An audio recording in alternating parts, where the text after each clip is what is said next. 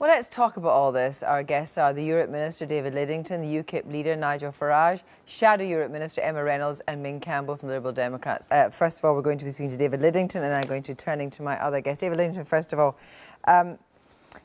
David Cameron is going to say it's successful whatever happens, isn't it?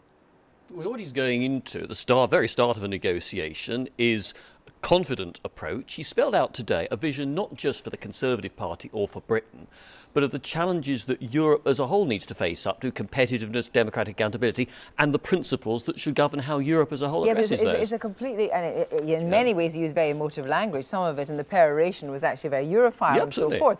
But, you know, you can set out a vision and you can set out a dream, but actually unpicking a lot of these treaty negotiations, unpicking a lot of the different elements are quite a different thing. But that is not just about Britain, is it? But no, it's not just about Britain. But what your question, I think, omits is the fact that Europe is already undergoing a process of change that's driven in large part by the pressure on those of our friends who are in the single currency to integrate much more closely. So how do you make that fair to those who are out as well as those who are in? It's driven by the need to respond to the challenge of Asia and Latin America. If Europe doesn't raise its game in competitiveness, then every European country is going to be struggling in the future. But when are we actually going to know? I mean, let's just set out the timescale, because there's some contradiction here, because what he was saying in his speech is, you know, there's going to be the next 3 years in reshaping what you actually want from Europe. And that's, of course, without your coalition partners here taking part in any of this. You're going to spend the next 3 years reshaping it, and then you're going to go to the country with a mandate for renegotiation. First of all, there's not going to be meat on the bone. There's not going to be 3 years of standing still. Although Ming Campbell and I don't agree 100% about European matters, we've got a coalition agreement where week by week we are delivering on the process of European reform that does not require treaty change, that is underway on things like banking union, on fisheries.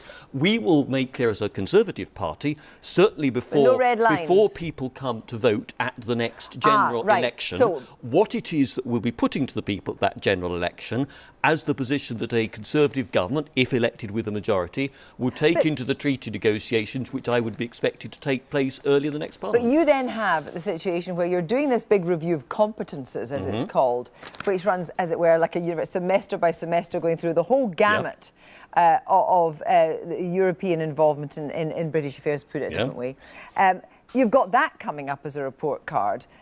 Is that going to be the basis on which you're going to call for change? It'll be a very important source of evidence to inform the development of policy in detail. For example, I will want to look at what business and business organisations say in their evidence. And these are the things we like, we really want to keep in the European negotiation. These are the things that we want to change. But let's be quiet. The next 3 years, you're going to go to European summits as a coalition. Yes. And are you going to be ripping apart every little thing, knowing the Liberal Democrats are sitting there? What on earth is going on? I've just said, while we are a coalition, we work in accordance with the coalition agreement, and that includes a commitment to European reform, on which Conservative and Liberal Democrat ministers alike have been able to work very constructively together and get some good results for this country. Right. I know you didn't want to discuss with the others, so I'm going to put that straight to Ming Campbell.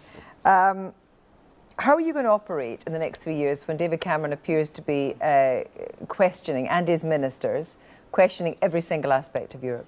Well, you could say the general election started here today. And everyone knows by the time the general election comes, then the two parties will be separate with separate manifestos. But how can you present a united front in Europe in the next 3 years? With great difficulty is the answer to your question. Because for the next 2 or 3 years, every piece of legislation, every speech, every decision made will be seen through the prism of the referendum. It's just like Scotland, where exactly the same thing has happened. Now that creates a degree of uncertainty, which, for example, if you're considering making a large-scale investment in the United Kingdom, foreign investors will say there is too much uncertainty involved here. Now, we understand that Angela Merkel has said she's willing to do a deal. This is a story in the Telegraph. She hints at a deal for Cameron, and the other But what sort of deal? Well, and if it's not good enough, is David Cameron going to come back in due course and say, vote no in the referendum, because I have failed to achieve what I set out to achieve? Ming Campbell, what do you think, and when you look back now at the last reshuffle, and you realise, of course, that there's not a single Liberal Democrat now in the Foreign Office, do you think this was the grand plan? I don't think it was a grand plan. I mean, I've talked to Nick Clegg about this. He knows my view. It's not something I would have done for a whole variety of reasons. But that doesn't stop us having a clear view that what the Prime Minister has introduced today is wholly contrary to the interests of the country. It's more in the interests of the Conservative Party than the country. And if you like, it's more about UKIP than it is about UK. Well, let's talk about UKIP for a minute, Nigel Farage. Do you think this means that there'll be a pact at the next election with Tories who have specifically said that they will vote out? Do you know, watching the Prime Minister, watching William Hague, watching the Europe Minister, the more I see of them today, the less I trust them. This is a deliberate tactic to try and kick the can down the road for 5 years or more. What they've really launched today is a 5-year campaign to try and keep us in. I don't think there's any intention here to have a serious European debate. They actually want to try and close it down ahead of the next election, thinking we're going to go away. Do you know what? We're not. And I think the prospects of us doing a deal with David Cameron are very unlikely. No deal with David Cameron. I'm asking whether you'll do a deal with Tories who say that they're going to vote for an out on the referendum. Do you know, to be honest with you, that's not on my agenda at the moment. On my agenda are big county council elections this year, and we've all forgotten a European election in 2014. Now, you said before this speech that there were going to be a great many calls. You were going to take all these calls from disgruntled Conservatives after the speech. Has your phone been ringing? I think he's done enough to keep them on side. So you've had no calls? I think he's done enough. Have you had any to keep them on telephone side. calls? Has any Tory called you today to I've say... answered that twice. OK, he's no, done enough. no. He's done enough to keep the Tory Eurosceptics on his backbenches satisfied for the moment. But, you know, within a few weeks, we'll be talking about Romanian and Bulgarian accession. This issue has not gone away. We're definitely going to be coming to that later in the program. But Emrys, first of all, you know, if David Cameron has been preparing for this speech for 6 months, Ed Miliband's known it's been coming for 6 months, and yet when he stood at that dispatch box, he didn't get it right, did he? Well, look, for more than a year, we have had a very consistent position. I was in the same lobby as the Europe Minister, voting against an in-or-out referendum in October 2011. We're not the ones who changed our position said on he didn't this. support an in-out referendum, and there wouldn't be an in-out referendum as far as Labour was concerned. And then Douglas Alexander had to temper that later. And then a spokesman had to say, well, actually, it's not that we're definitely against a referendum. Our position is consistent and clear. We have said we're not in favour of an in-out referendum, but you can never say never. You can never say never in foreign affairs. It could be that there's a situation in the future, but we will if there's a transfer of powers. Let's just stick with that, because this is yet another position.